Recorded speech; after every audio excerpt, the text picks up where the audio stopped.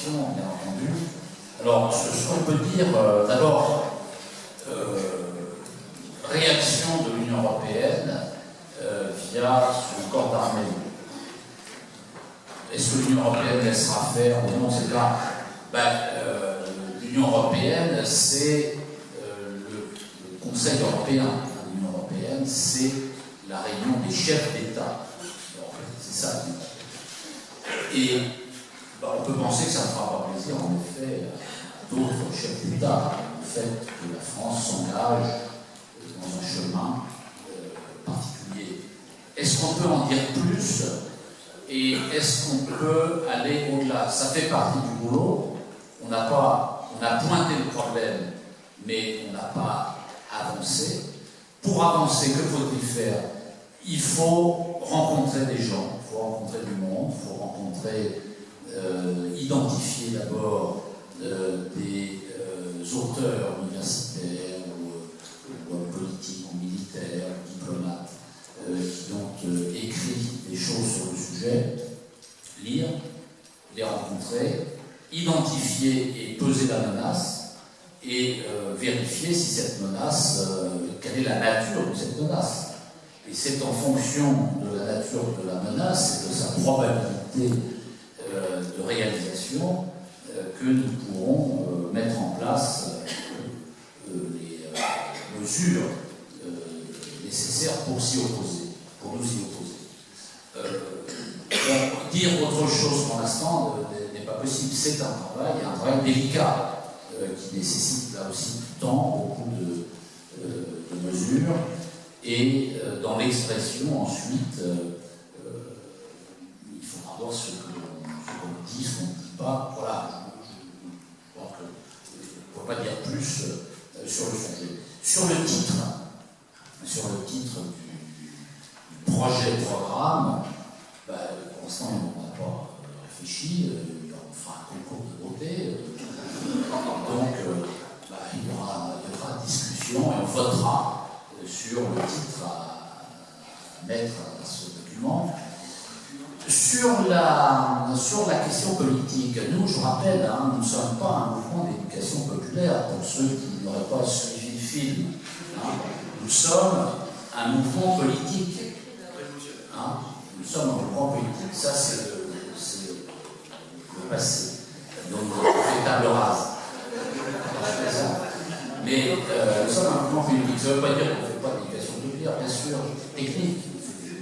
Bon. Mais nous sommes un mouvement politique. Et donc, au même titre que le Parti communiste, le Parti de gauche, etc. Et donc, quand on mène un combat politique, on parle de ses adversaires politiques et de ses alliés actuels ou potentiels. C'est le minimum. Donc, nous devrons, et ça nous discuterons et nous déciderons, ça peut le faire ou non, mais le bon sens, l'efficacité veut que nous jugions, que nous analysions les forces politiques en présence. Comment mesurer un rapport de force si on ne fait pas cet inventaire des forces politiques présentes dans le combat? Quels sont leurs points forts, leurs points faibles, les accords que nous avons avec eux, les désaccords que nous avons avec eux?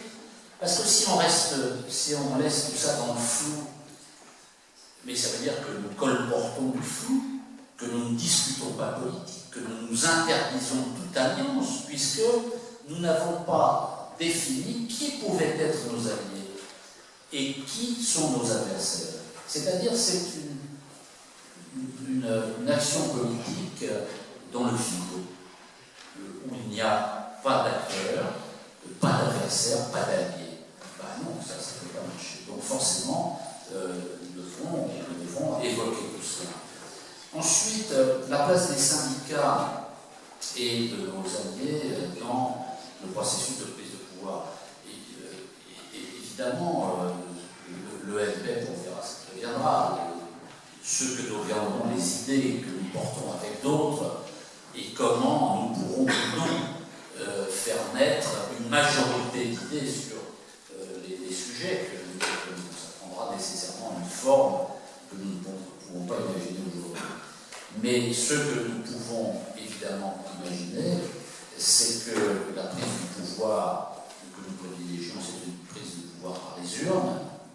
et que ça passe donc par des candidatures aux élections. Candidature à toutes les élections. C'est la vocation du BRPM comme force politique, c'est d'avoir la capacité de présenter des candidats à toutes les élections. Si nous ne le faisons pas, c'est parce que nous n'avons pas les forces, tout simplement. Mais si nous avions les forces, nous aurions des candidats, c'est dans le statut, nous aurions des candidats à toutes les élections. Nous, directement, ou les candidats de l'alliance dans laquelle nous sommes. Et donc cette alliance présente des candidats qui sont élus, pas élus, et la prise du pouvoir se fait comme cela de manière privilégiée. C'est le parti pris que nous avons jusqu'à présent. La place des syndicats dans cette affaire, la place des syndicats, c'est, on connaît des réticences, le mouvement syndical à s'engager politiquement, et la prudence qui est celle du mouvement syndical vis-à-vis du pouvoir des forces politiques. Mais il est bien clair que si nous voulons gagner une majorité, il faut gagner à nous les militants syndicaux, qui sont une force tout à fait considérable. Malgré l'affaiblissement du mouvement syndical, nous devons gagner le cœur, l'esprit du mouvement syndical, dont les militants doivent s'engager avec nous à nos côtés. C'est autre chose que les syndicats. Il faut bien distinguer les syndicats des syndiqués et des sympathisants des syndicats. Et quand nous parlons des syndicats, il faut encore faire une autre précision entre les confédérations, les fédérations professionnelles et les syndicats d'entreprise et d'union locale. Parce que tout ceci est totalement décisif. Nous devons travailler, nous devons faire de la dentelle, c'est-à-dire que nous n'ayons aucune illusion, ça ne sert à rien d'essayer de travailler avec les confédérations, ça ne sert à rien de travailler avec les fédérations, temps perdu. En revanche, c'est au niveau des unions locales, parfois quelques unions départementales, et des syndicats d'entreprise, surtout, qu'il faut travailler. Il faut avoir une vue, une géographie des forces politiques et syndicales claire pour savoir où porter nos efforts. Et donc, la classe syndicale, c'est certainement au niveau des sections syndicales d'entreprise et pour la fonction publique. Même chose, c'est au niveau le plus fin que l'on peut avancer. On voit d'ailleurs que dans les combats politiques, on voit des appels, l'entrée sur le terrain politique de sections syndicales d'entreprise. Ça, c'est très fréquent, d'union locale, mais rarement d'union départementale, jamais de fédération syndicale, sauf peut-être à titre de la CGT, à titre exceptionnel, la fédération de la chimie, des fédérations un peu marginales du point de vue de l'orientation générale de la CGT, pas en termes de poids, et puis également les confédérations. Bon. Alors ensuite s'ouvrir à d'autres personnes, il faut être précis,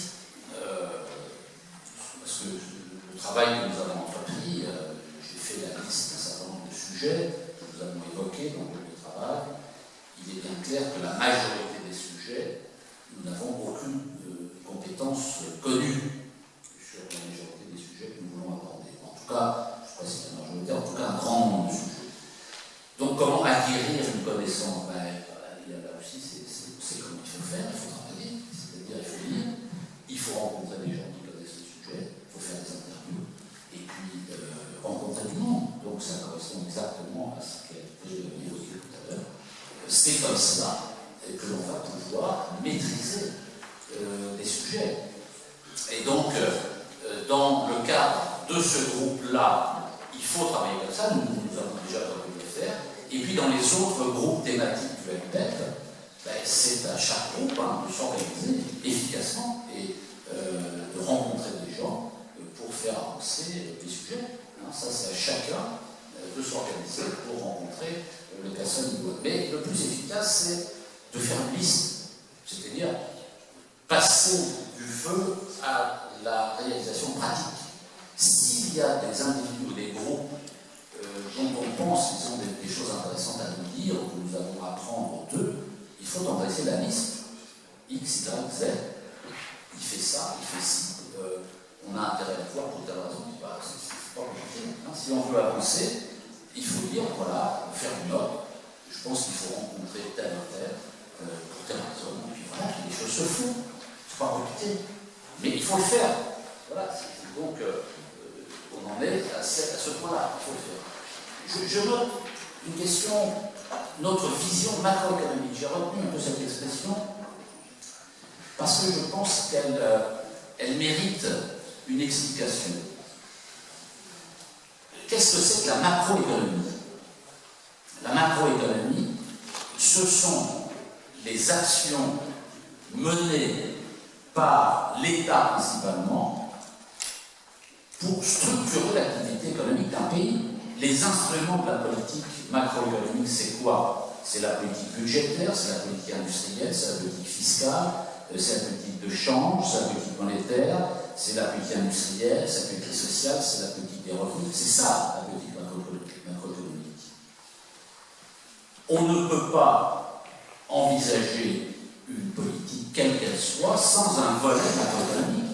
C'est l'évidence même.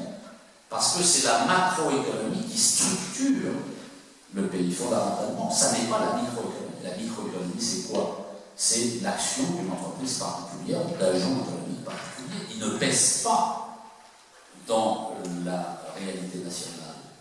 Les expériences microéconomiques sont noyées dans la masse. Elles peuvent être super intéressantes, conviviales, porteuses de tout ce qu'on veut. Mais elles ne pèsent pas. Elles n'ont jamais pesé, elles ne pèseront jamais. Est-ce que ça veut dire pour autant qu'il ne faut pas le faire? Il faut le faire. Mais ce n'est pas ça qui résout les problèmes. C'est ça qu'il faut comprendre aussi. Et puis deuxièmement, la macroéconomie n'est pas toute la politique. Il y a des sujets qui ne relèvent pas de la macroéconomie. Et donc ça, c'est tout ce que nous avons dit là, c'est totalement ouvert. Donc, il faut identifier tous les acteurs qui peuvent nous apporter quelque chose, et deux, avec lesquels nous pouvons avoir des actions, des initiatives communes de nature politique ou de nature plus limitée dans tel domaine particulier. Ensuite, la question des institutions, où placer dans la chronologie des actions à prendre, la question des institutions. Bon, ça, il y aura des propositions qui seront faites, mais il paraît quand même en effet tout à fait essentiel d'assurer les conditions de l'exercice du pouvoir et du pouvoir du peuple. Et donc, la question des institutions, dans le sens où il s'agit de remettre tous les pouvoirs au peuple et à ses représentants, doit être au début des mesures à prendre, parce que ça conditionne en effet la suite des opérations. Ensuite, le tirage au sort, par exemple, ça c'est le débat.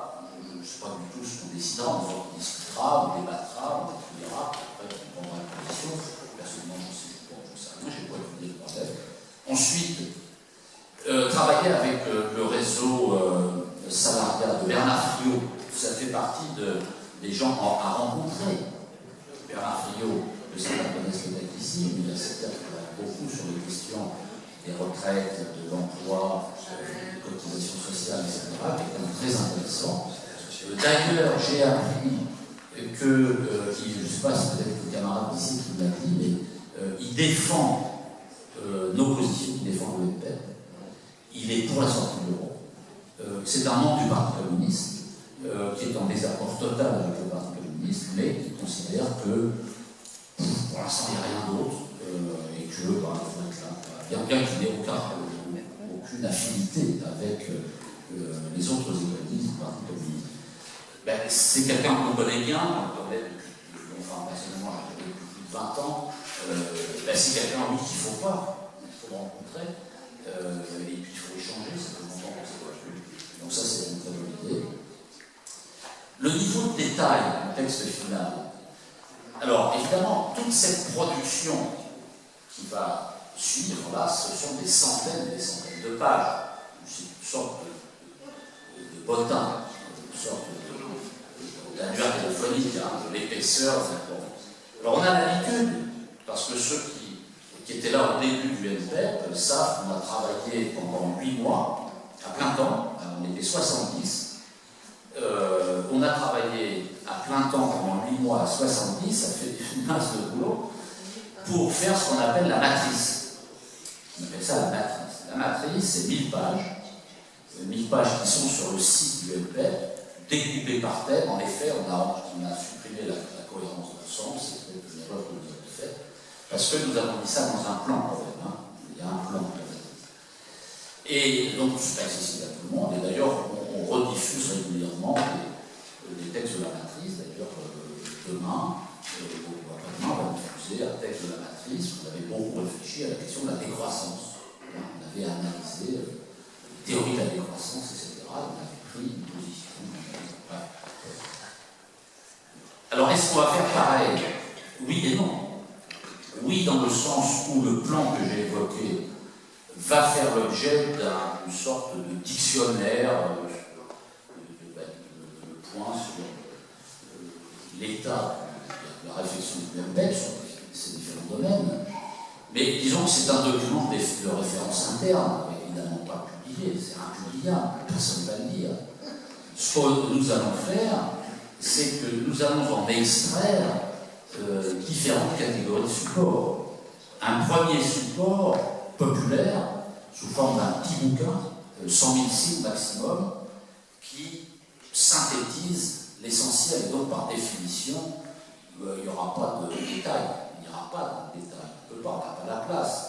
On ira à l'essentiel des idées pour indiquer le sens général dans lequel nous voulons aller. Il y aura ensuite, c'est les propositions que nous avons déjà débattues et que nous ferons, il y aura ensuite, domaine par domaine, soit des ouvrages thématiques, par exemple sur la défense nationale, sur la diplomatie, sur la sortie de l'autre, sur ceci. On refera ou on fera des ouvrages thématiques. Voilà, la position, enfin on n'appellera pas ça comme ça parce que c'est un mandat aussi, mais la position du MPEP sur la diplomatie, etc. On va trouver des titres intéressants. Donc, possibilité d'avoir une série d'ouvrages qui traitent, par exemple, l'agriculture, etc., tous les thèmes qu'on a évoqués, où là, il y aura un peu plus de détails, parce que ce seront des ouvrages thématiques, mais on ne pourra pas non plus trop tartiner, parce que sinon on fait à chaque fois des bouquins de 300-400 pages. Il faut, on a vu le temps d'attaque, quand on a inventé, quand on a mis au point les petits bouquins d'attaque, là, 100 000 signes, ça partait comme des petits pains, on en a vu des dizaines de milliers. Bon, ben, on peut recommencer avec ça. Alors, troisième type de support, ce sont là des dossiers encore plus réduits, c'est-à-dire dans le cadre général, par exemple, de l'agriculture, il y a différents aspects dans l'agriculture. On peut faire des dossiers encore plus précis, mais cette fois-ci qu'on vend, qu'on produit nous-mêmes et qu'on vend par exemple en réunion publique ou sur Internet avec un système de paiement. Et puis, enfin, la dernière catégorie de support, ce sont des notes plus courtes, plus ou moins courtes, que nous diffusons à nos abonnés. Nous dépassons les 60 000 abonnés, ce qui est probablement le site internet l'un des plus importants de France, le site politique le plus important de France, 60 000 abonnés, sans compter l'effet boule de neige qui est derrière, ce qui fait une force de frappe tout à fait considérable. Alors, la consigne qui a été donnée aux camarades du groupe, c'est d'écrire sans limitation de taille. Il faut que la plume se laisse aller, que ceux qui veulent entrer dans le détail entrent dans le détail, et puis après on élague, après on voit ce qu'on garde, ce qu'on jette, etc. Mais au départ, disons, tout le monde a la consigne de l'écrire comme il le sent, et ensuite on retravaille le texte. Donc, voilà pour l'instant comment on voit les choses, mais en effet, le bouquin qui devra résumer la vision du MPEP, projet programme, devra être un ensemble unique, c'est-à-dire pour préserver la cohérence de notre réflexion d'ensemble. Ensuite, la question du statut de la matrice que j'évoquais il y a un instant. Moi, j'ai vécu un truc dans un parti politique particulier en matière de production, justement, de propositions, etc. Mais vous pouvez faire le même constat autour de vous. C'est frappant. Alors, je prends l'exemple de l'emploi. L'exemple de l'emploi, parce que je travaille sur les questions de l'emploi depuis très longtemps. Et je suis frappé d'observer dans les partis politiques et dans le parti politique dans lequel j'ai travaillé sur la question, que finalement, tout ce qui est fait passe dans des sables mouvants, va dans les sables, ça va dans le sable. C'est-à-dire que ça dure, la durée de vie de la production programmatique est assez limitée, et que, en fait, ce qui compte le plus, c'est de donner un os à ronger aux militants. Ça les occupe. Ils vont travailler sur tel sujet, ils vont se réunir, ils vont être sérieux, ils vont faire des trucs, ils vont produire des textes. Les textes sont produits. Mais ensuite, qu'advient-il de ces textes dans la durée? Pas grand-chose. Pas grand-chose. Ils sont publiés, certes, mais au bout d'un an, au bout de 2 ans, on recommence aussi sur le même sujet, en oubliant qu'on avait fait le même boulot il y a 2 ans, sans tenir compte de ce qui avait été dit, et on réinvente indéfiniment des problèmes. Et donc, à la lumière de cette expérience, il ne faut pas, nous, retomber dans ce travers, parce que sinon, en effet, on peut s'occuper comme ça indéfiniment. Quand nous avons passé 8 mois à travailler d'arrache-pied pour analyser un certain nombre de sujets, ce que nous avons fait, c'est pas c'est pas un coup, c'est parce que ce sont des réflexions que nous espérons essayer de faire le plus approfondies possible. Est-ce que pour autant ces réflexions sont définitives? Non, rien n'est définitif. C'était la réflexion à un moment donné. Mais cette réflexion est un acquis, et c'est d'ailleurs sur cette base idéologique et programmatique que nous avons fondé le métier. Donc il faut intégrer ces réflexions dans le programme, sujet par sujet, le remettre tout cela en cohérence et réajuster ce qui doit l'être. Il y a des choses qui sont plus vraies, ou des choses sur lesquelles nous avons évolué, ou des choses avec lesquelles nous ne sommes plus d'accord, on peut considérer qu'on s'est trompé, ou on n'a pas été au bout de la logique, bref, peu importe. Mais on ne peut pas faire comme si ça n'avait pas existé. Parce que si on fait ça, on pourra, dans 2 ans, refaire la même chose en disant, voilà, on a passé beaucoup de temps à écrire, et puis on ne s'appuie pas sur l'acquis. C'est-à-dire, il n'y a pas d'acquis. Rien n'est jamais acquis, et on recommence indéfiniment à fabriquer des programmes sur les mêmes sujets, sans tenir compte de ce qui a été fait avant. Alors, encore un mot ou deux sur, et c'est vrai, tout à fait d'accord avec Michel, c'est vrai que ça peut paraître ambitieux, trop ambitieux, utopique, ou je ne sais quoi. Mais c'est le boulot normal d'un mouvement politique. C'est tout, on fait un truc normal. C'est ce que les forces politiques devraient faire, qu'elles ne font plus, ou mal.